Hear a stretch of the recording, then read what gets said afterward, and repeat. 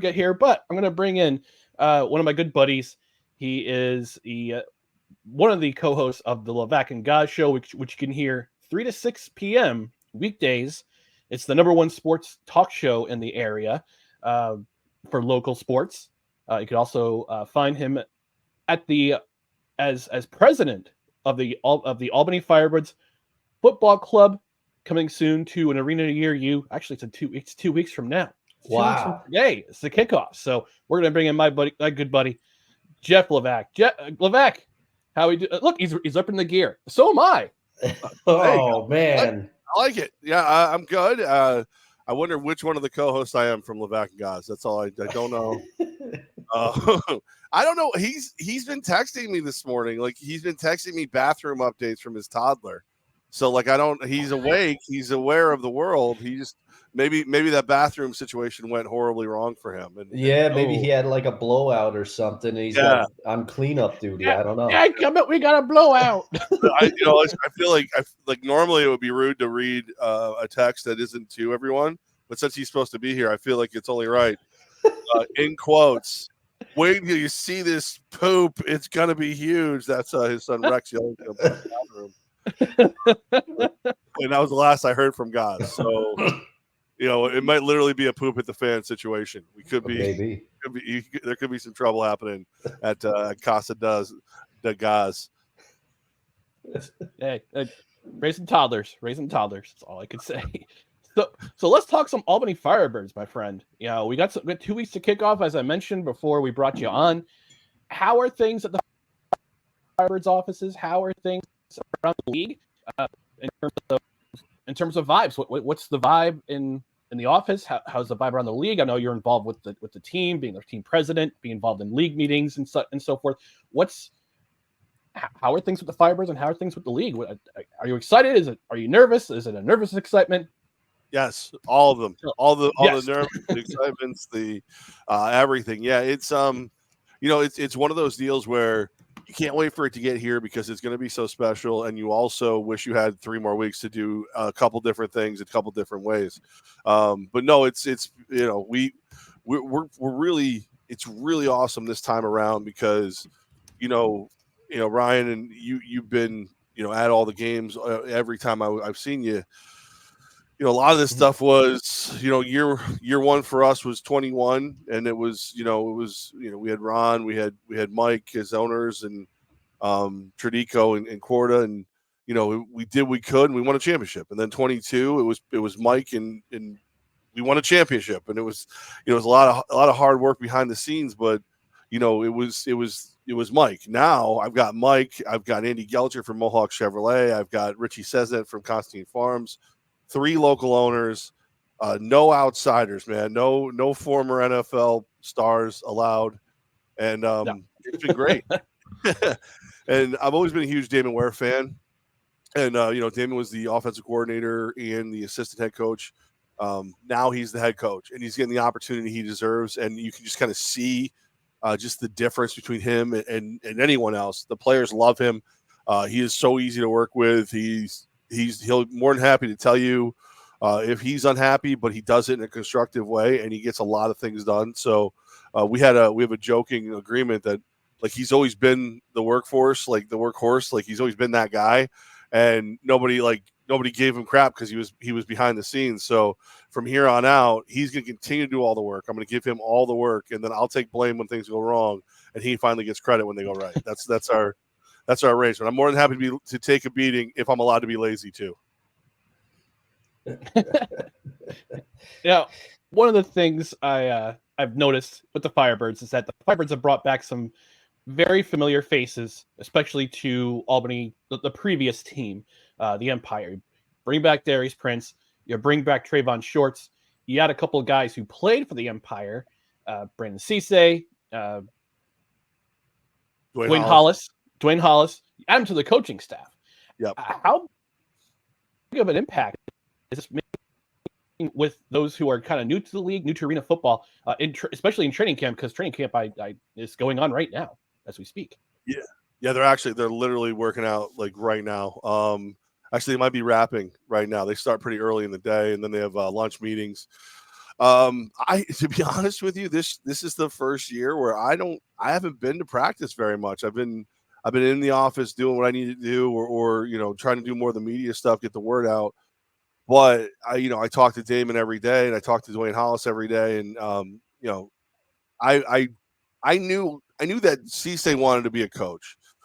We had a chance to talk a couple years back, and Brandon Cisse is one of those huge human beings who does his talking with his actions, right? And then all of a sudden, one day I go, dude, you ever want to be a coach? And it was one of those ones where it's like, what's up, Jeff? How you doing? What up, blah, blah, blah. It's cool to see you. Yep. No, yep. Hey, you ever want to be a coach? I would love to be a coach one day. I have some great ideas about how to get pressure on the quarterback. And I'm just sitting there going, wow. Like I didn't know, all of that was in there. I always knew he had a passion for the game, but I didn't know he had a passion for the X's and O's of the game. And Hollis has always been a coach. Ever since Hollis got here, the longer, if you watched, the longer a guy was on the secondary with Hollis, the better he got. There was a point when Hollis was here as a member of the secondary where we were in 22, where we were constantly flipping out and bringing in different players.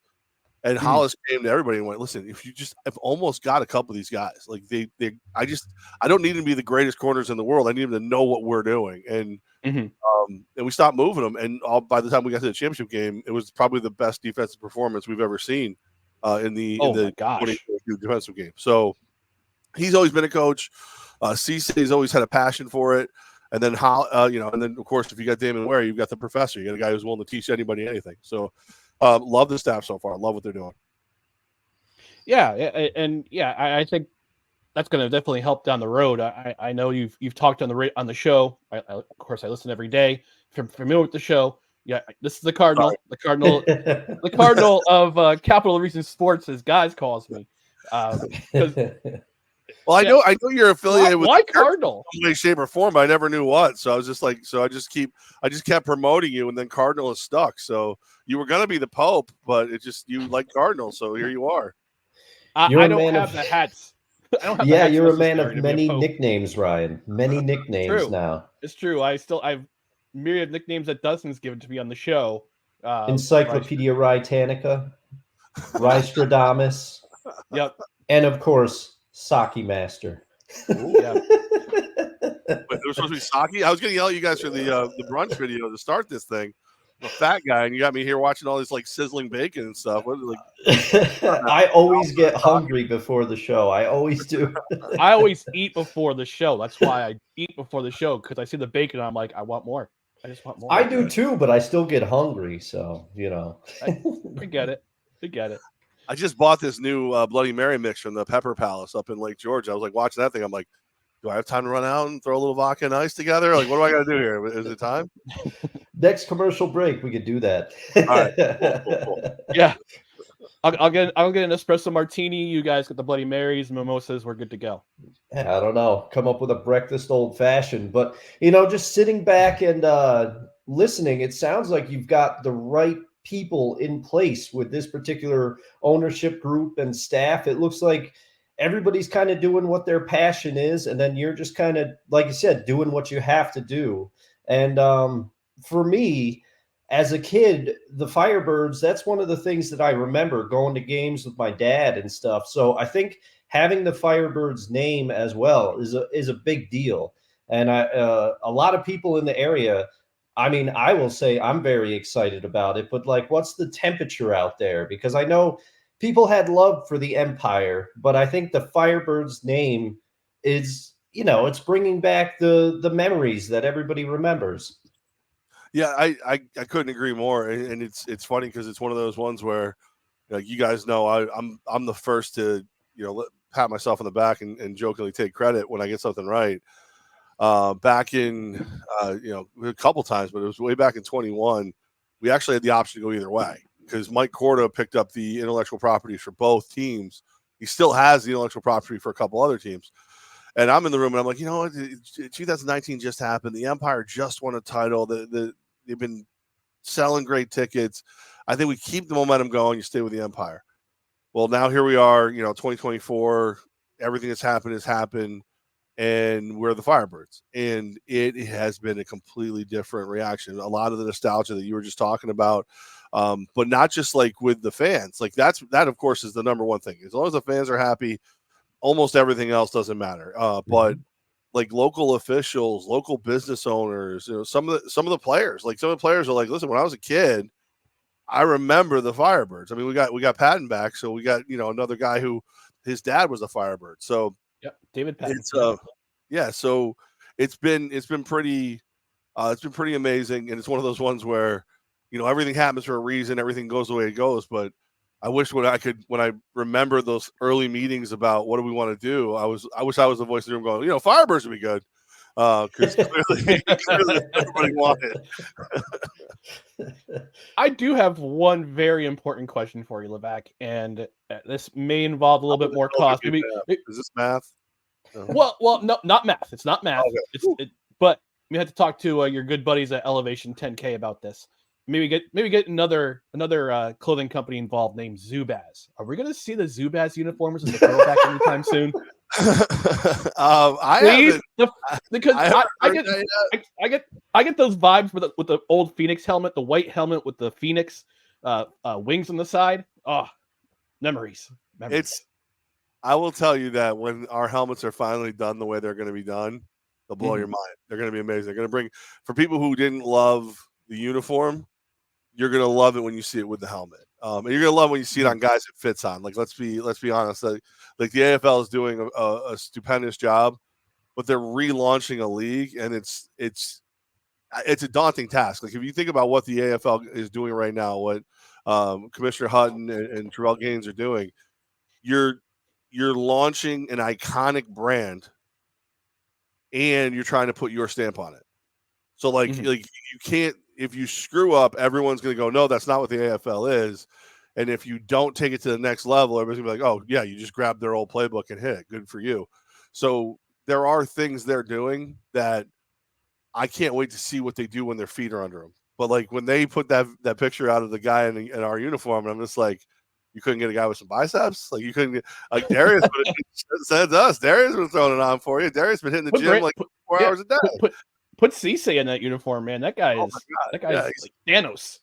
You should see the guys that we got again.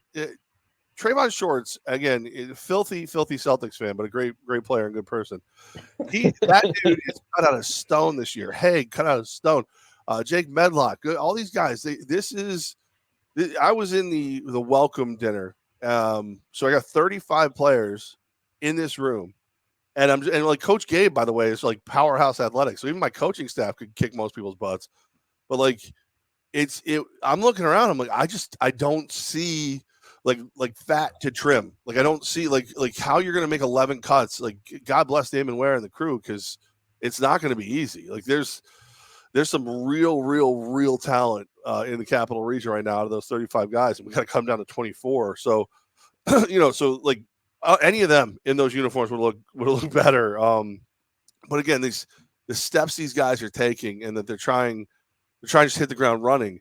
So like there's little things that like obviously you would do different if it was up to you, but there's big things that, I mean, the NFL Network being involved. Come on, I can sit here. Huge. That's huge. I can nitpick over a way a uniform was unveiled, or I can just, get down and thank everything, the Cardinal himself for the fact that we're going to be on NFL Network right after the draft. So they're doing an amazing job. So needless to say, we're not going to see any Nigel Gruffs on this team from the replacements. We're not going to see guys like him. The Weirdy guys. Well, who our kicker is, Mark Orozco. So no, we're very. I don't, and Mark will sometimes he'll bring Colombian coffee with him, but that's about as close as we get to like the smoking on the field or anything. But we all know who the best kicker was at keeping himself in peak physical shape, and it was Sebastian Janikowski. We all know it.